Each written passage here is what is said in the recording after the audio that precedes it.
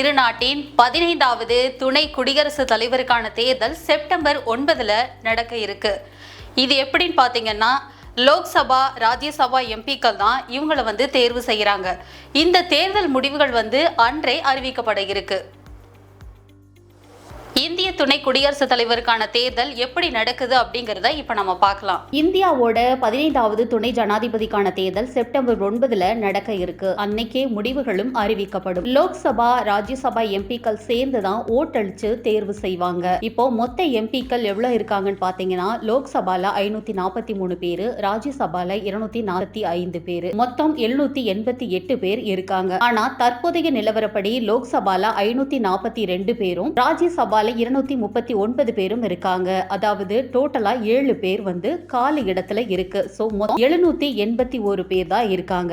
நம்ம வெற்றிக்கு தேவையான சீட் எத்தனைனா 391. இப்போ தேசிய ஜனநாயக கூட்டணியில 425 எம்பிக்கள் இருக்காங்க. ஒய்எஸ்ஆர் காங்கிரஸ்ல 11 ஆதரவு இருக்கிறதுனால 436 ஓட்டுகளோட சிபி ராதாகிருஷ்ணன் அவர்களோட வெற்றி உறுதி செய்யப்பட்டிருக்கு. இண்டி கூட்டணிக்கு 311 ஓட்டுகள் தான் இருக்கிறதுனால சுதர்சன ரெட்டிக்கு வாய்ப்புகள் குறைவா இருக்கு அப்படின்னு சொல்லியும் கருதப்படுது. ஓட்டளிக்கிற முறை அப்படிங்கிறது பாத்தீங்கன்னா, டெல்லி பார்லிமெண்ட் வளாக அறையில தான் ஓட்டு பதிவு நடக்கும். இதுல பிங்க் நிற ஓட்டுச்சீட்டு பயன்படுத்தப்படுது. இதுல 1, 2 அப்படின்னு சொல்லி இருக்கும். அதுல வேட்பாளரோட பெயரும் அதற்கு நேரே முன்னுரிமை வரிசையும் இருக்கும். எம்பிக்கள் தாங்கள் விரும்புற வேட்பாளருக்கு முன்னுரிமை 1 அப்படின்னு சொல்லி குறிப்பிட்டு ஓட்டுச்சீட்டை அதற்கான பெட்டியில கொண்டு போய் போடணும். இதற்காக பிரத்யேக பேனாவும் அங்க கொடுப்பாங்க. கட்சி தாவல் தடை சட்டம் இதுக்கு பொருந்தாது.